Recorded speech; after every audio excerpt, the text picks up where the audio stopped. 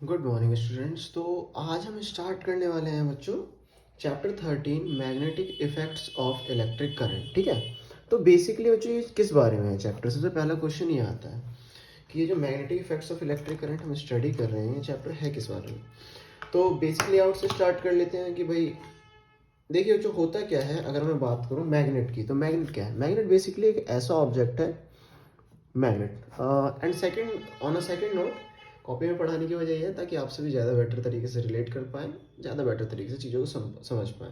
अब बात करते हैं मैग्नेट की। भाई मैग्नेट क्या है? एक ऐसा ऑब्जेक्ट है बेसिकली जो आयन या बाकी मेटल जैसे कोबाल्ट है, निकल है, इन सभी को अट्रैक्ट कर रहा है। ठीक है, तो बेसिकली क्या है भाई, मैग्नेट क्या है? It is attracting the metal. अगर सिंपल वर्ड्स में कहा जाए, किसे अट्रैक्ट कर रहा है बेटा? आयरन है, बाकी कोबाल्ट है, निकल है, इन सभी को अट्रैक्ट कर रहा है। ठीक है, तो इसे आप क्या करें बेटा, जस्ट अ सेकेंड। ठीक है, ये आपको क्या हो गया बेटा? मेटल हो गया, मैग्नेट हो गया। Now here is the thing, अगर हम बात करें कि भाई मैग्नेट के बारे में, तो मैग्नेट से रिलेटेड सबसे पहली चीज़ है, इस चैप्टर में हम पढ़ ही क्यों रहे हैं? ये चैप्टर इस बारे में कि अगर किसी भी मेटेलिक कंडक्टर के अंदर, लाइक कोई भी वायर है, उसके अंदर मैं क्या करता हूँ, इलेक्ट्रिक करंट को पास करता हूँ। Like this is a wire और इसमें ये इलेक्ट्रिक करंट आई पास हो रहा है, तो इसके चारों तरफ जनरेट होगा बेटा मैग्नेटिक फील्ड। ठीक है, ये तो हमें इसी बारे में बेसिकली इस चैप्टर में हमें ज़्यादातर चीज़ें पढ़नी है। कहाँ पे हम इसकी डायरेक्शन का कैसे पता लगा सकते हैं, इसका वाइस वर्सा क्या हो सकता है या नहीं। मतलब कि अगर मैंने किसी मैग्नेटिक मेटेलिक कंडक्टर को रोटेट किया मैग्नेटिक फील्ड में, तो क्या उससे करंट जनरेट हो सकता है या नहीं। तो ये सारी चीज़ें हमें स्टडी करनी है। फैराडे का इलेक्ट्रोमैग्नेटिक इंडक्शन, हैंस ऑरस्टेड ने क्या समझाया था, ये सारी चीज़ें आप इस चैप्टर में पढ़ेंगे। उनकी डायरेक्शंस आप कहाँ पे कैसे पता लगा सकते हो, ये सारी चीज़ें। ठीक है बच्चों, अब अगर हम बात करें भाई मैग्नेटिक फील्ड की, तो मैग्नेटिक फील्ड क्या है बेटा? मैग्नेटिक फील्ड सिंपल शब्दों में मैग्नेट के चारों तरफ का वो एरिया है जिसमें क्या हो रहा है, जहां पे एक मैग्नेटिक फोर्स लग रहा है किसी दूसरे मैग्नेट पर या फिर किसी मेटल पर। ठीक है, दोबारा सुन लीजिए, मैग्नेटिक फील्ड क्या है? लाइक ये मैग्नेट है बेटा, नॉर्थ से साउथ मैंने बनाया, यहाँ पे दो पोल्स हैं, आपको पता होगा मैग्नेट के दो पोल्स होते हैं। लाइक पोल अगर देखा जाए यहाँ पे, लाइक नॉर्थ और नॉर्थ है, तो इनके बीच में क्या होगा? रिपल्शन होगा। और अनलाइक पोल के बीच में क्या होगा बच्चों? यहाँ पे हो जाएगा attraction. Now here is a question. Question ये कि भाई मैग्नेटिक फील्ड की अगर मैं बात करूँ तो मैग्नेटिक फील्ड क्या काम कर रहा है? तो बेसिकली भाई मैग्नेटिक फील्ड जो है क्या है? एक वो एरिया है, ठीक है, इसके चारों तरफ का वो एरिया है जिस एरिया में किसी भी मेटल पर या किसी भी मैग्नेट पर क्या लगेगा बेटा? फोर्स लगेगा। ठीक है, ड्यू टू दिस मैग्नेट। ठीक है, अब मैग्नेटिक फील्ड को हम किससे रिप्रेजेंट करते हैं बच्चों? मैग्नेटिक फील्ड लाइन से। ठीक है, इसे हम मैग्नेटिक फील्ड लाइन से रिप्रेजेंट कर रहे हैं। अब अगर देखा जाए कि भाई मैग्नेटिक फील्ड लाइंस क्या होता है, थोड़ा समझ में नहीं आया। तो ये एक ऐसी इमेजिनरी लाइन है जो हमने बनाई हुई है ताकि हम मैग्नेटिक फील्ड के कॉन्सेप्ट को अच्छे से समझ सकें। अगर मैं बात करूं बेटा मैग्नेटिक फील्ड लाइंस की, तो भाई magnetic field lines north pole से कहाँ तक ट्रेवल करती हैं बेटा? साउथ पोल्स तक ये मूव होती हैं। ठीक है, मैग्नेटिक फील्ड लाइंस का दूसरा नाम भी है मैग्नेटिक लाइंस ऑफ फोर्स। अगर आपको ये याद नहीं रहता तो आप इसे याद रख सकते हैं कि भाई मैग्नेटिक लाइंस ऑफ फोर्स आप इसे कह रहे हैं। नाउ आई होप समझ में आ रहा होगा आपको जो लिखा जा रहा है यहाँ पे। अब बात करते हैं आगे की चीज़ों के बारे में। बच्चों देखिए, देखा जाए तो जब हम मैग्नेटिक लाइंस ऑफ फोर्स के बारे में बात करें, हम बाकी के कंटेंट के बारे में बात करें यहाँ पे, तो हमें अभी प्रॉपर्टीज पढ़नी है किसकी? मैग्नेटिक फील्ड लाइंस की। तो अगला जो हमें टॉपिक पढ़ना है, this is properties of magnetic field lines. ठीक है, जब हम बात करें बेटा properties of magnetic field line की, तो सबसे पहली जो इसकी प्रॉपर्टी होती है वो मैंने अभी थोड़ी देर पहले आपको बताया था कि भाई इसमें अलग अलग बुक्स में अलग अलग चीज़ें लिखी हुई हैं। कई जगहों पे ये लिखा हुआ है पहली प्रॉपर्टी कि जो मैग्नेटिक फील्ड लाइंस है वो इमर्ज कहाँ से होती हैं? नॉर्थ पोल से। और कहाँ पर जाकर कन्वर्ज हो रही है बेटा? साउथ पोल पर। तो याद रखिए that the magnetic field line, simple शब्दों में, वो स्टार्ट कहाँ से हो रही है बेटा? नॉर्थ पोल से। और कहाँ पर जाके स्टार्ट आपके वो हो रही हैं, कन्वर्ज हो रही हैं? साउथ पोल पर। तो याद रखिए they move from north pole to south pole. ठीक है, उसके बाद अगर हम सेकंड पॉइंट की बात करें, सेकंड पॉइंट ये है कि if we want to find out the direction of magnetic field lines, तो हम उसकी डायरेक्शन को कैसे पता लगा सकते हैं? हम सिंपली उस एक पर्टिकुलर पॉइंट पर टेंजेंट ड्रॉ कर सकते हैं। मतलब क्या है मेरा? लाइक मैंने यहाँ पर क्या किया, एक मैग्नेट है मेरे पास, मैंने यहाँ पर बनाया मैग्नेटिक फील्ड लाइन। टेंजेंट क्या होता है? टेंजेंट एक सिंपल सा एक ऐसी लाइन है टेंजेंट जो सर्कल के आउटर सर्कमफ्रेंस को टच करते हुए जा रही है, लाइक इस तरीके से। तो अगर मुझे इस पॉइंट पर मैग्नेटिक फील्ड लाइन की डायरेक्शन को पता लगाना है तो मैंने इस तरीके से क्या किया, यहाँ पर ये टेंजेंट ड्रॉ कर दिया। मतलब इस पॉइंट पर डायरेक्शन इधर है, इस पॉइंट पर इधर, इस पॉइंट पर इधर और इस पॉइंट पर इधर। तो इस तरीके से टेंजेंट का यूज करके मैं क्या पता लगा सकता हूँ, direction of magnetic field lines. तो मैं यहाँ पर लिख सकता हूँ to find out the direction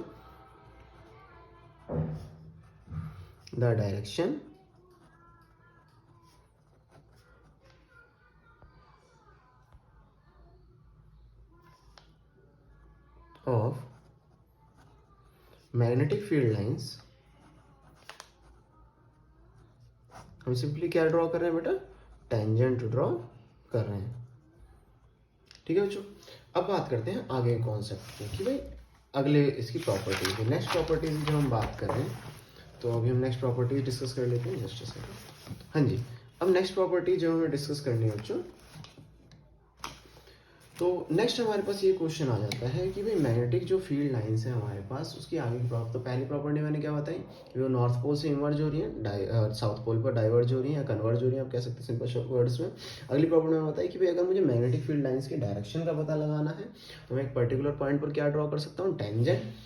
अगर ऐसा हो कि भाई, तो नेक्स्ट क्वेश्चन जो हमारा है वो इसी से रिलेटेड है कि क्या एक पॉइंट पर दो टेंजेंट बना सकते हो आप। तो सोचिए तब तक आप, मैं आपको बताता हूँ बेसिकली क्या होता है बच्चों। देखिए, अगर मैं बात करूँ भाई यहाँ पे मैग्नेटिक फील्ड लाइंस के बारे में, तो लाइक मेरे पास ये मैग्नेट है और मैंने यहाँ पे, ठीक है, मैंने यहाँ पे क्या किया है बेटा, दो मैग्नेटिक फील्ड लाइंस बनाई हैं इस तरीके से।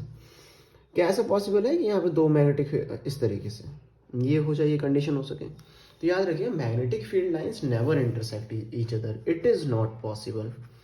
वाई?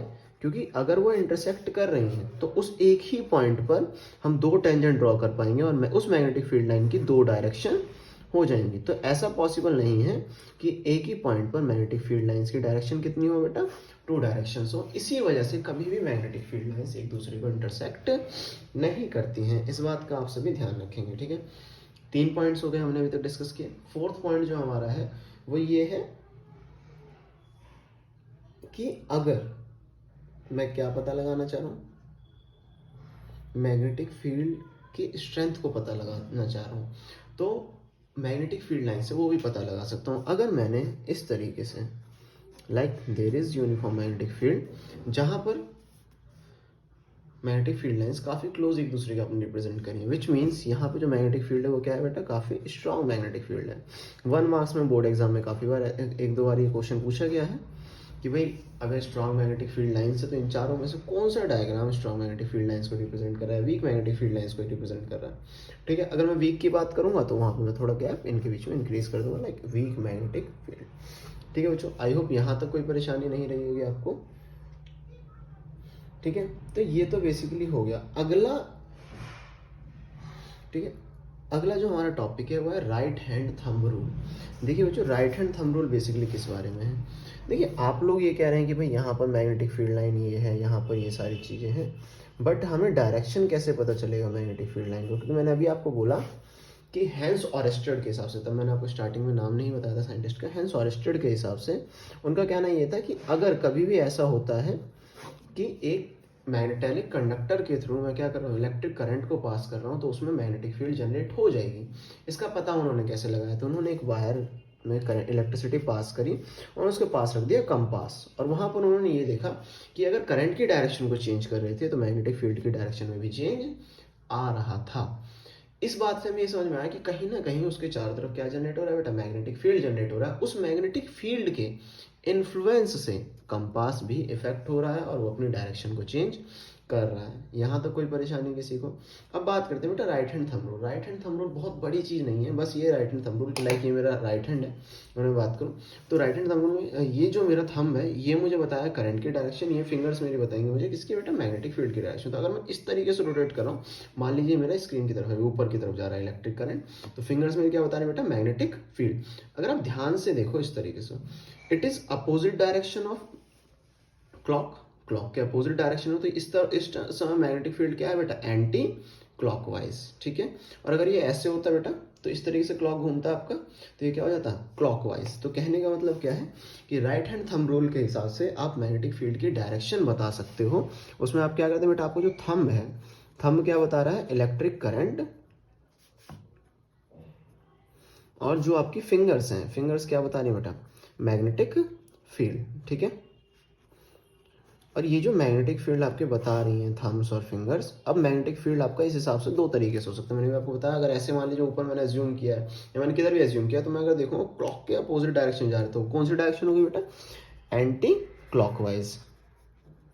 और जहाँ पर ये है बेटा, जहाँ पर ऐसा नहीं है वहाँ पर क्या मान लिया हमने, क्लॉकवाइज।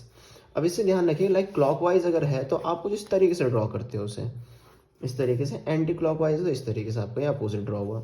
तो जरा आप ध्यान से देखिए, अगर मैं यहाँ पे क्लॉकवाइज को कुछ इस तरीके से रिप्रेजेंट कर दूँ, लाइक एन की शेप में, sorry my mistake, like S की शेप में, तो आपको समझ में आया कि अगर ये साउथ पोल है तो वहाँ पे कैसा रहता है मैग्नेटिक फील्ड, क्लॉकवाइज। आप देख रहे हैं इस तरीके से एस मैंने यहाँ पे ड्रॉ किया। अगर मैं यहाँ पे एन ड्रॉ करूँ इस तरीके से, तो आप देख पाएंगे ये एरो देख रहे हैं एन का, ये किस तरीके से ऊपर की तरफ मैं रिप्रेजेंट कर रहा हूँ, विच मीन्स अगर नॉर्थ पोल है तो नॉर्थ पोल पर मैग्नेटिक फील्ड कैसा है बेटा, एंटी क्लॉकवाइज। तो ये वो पॉइंट्स हैं जिनकी मदद से आप मैग्नेटिक फील्ड की डायरेक्शन का पता लगा सकते हैं। मैग्नेटिक फील्ड के डायरेक्शन के बारे में काफ़ी बार क्वेश्चंस आए हैं।